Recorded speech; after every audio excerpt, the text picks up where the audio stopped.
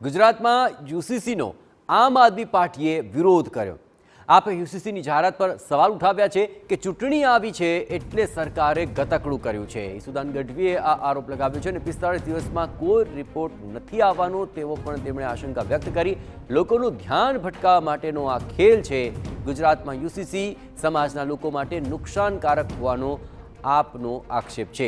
આદિવાસી સમાજ કે અન્ય ધર્મના લોકો માટે યુસીસી નુકસાનકારક હોવાનો ઈસુદાને દાવો કર્યો। અમારી પરંપરા પૂરી થઈ જશે એટલે અમે યુસીસીનો વિરોધ કરીશું। ભાજપના આદિવાસી નેતાઓને પણ પૂછીશું કે યુસીસી મુદ્દે તમે કોની સાથે છો।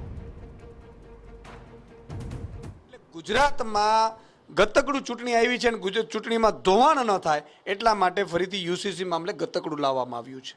આ 45 દિવસનો કોઈ રિપોર્ટ 45 દિવસમાં આવવાનો નથી। TV9 નું કહું છું, યાદ રાખે।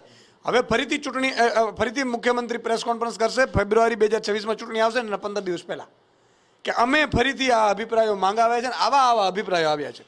પછી 27માં ચૂંટણી આવશે ડિસેમ્બરમાં, એના 1 મહિના પહેલા ફરીથી મુખ્યમંત્રી આ હશે તો નહીં તો બીજા મુખ્યમંત્રી કરશે। એટલે આ નર્યું નાટક છે। ગુજરાત સંભાળાતું નથી ને ગુજરાતમાં મોંઘવારીથી ચરમસીમાએ અત્યારે લોકો પીડાઈ રહ્યા છે, એટલા માટે ધ્યાન ભટકાવવા માટેનો ખેલ છે। યુનિફોર્મ સિવિલ કોડ છે એ હિન્દુઓની લગભગ મોટાભાગની જાતિઓને પણ નુકસાન છે, એની પરંપરાગતનો નષ્ટ કરી નાખશે। અને આ એવો પ્રયાસ કરવામાં આવે છે કે ચૂંટણી સમયે હિન્દુ મુસ્લિમ કરી અને ખેલ પાડવાનો ભાજપનો જે દાવ છે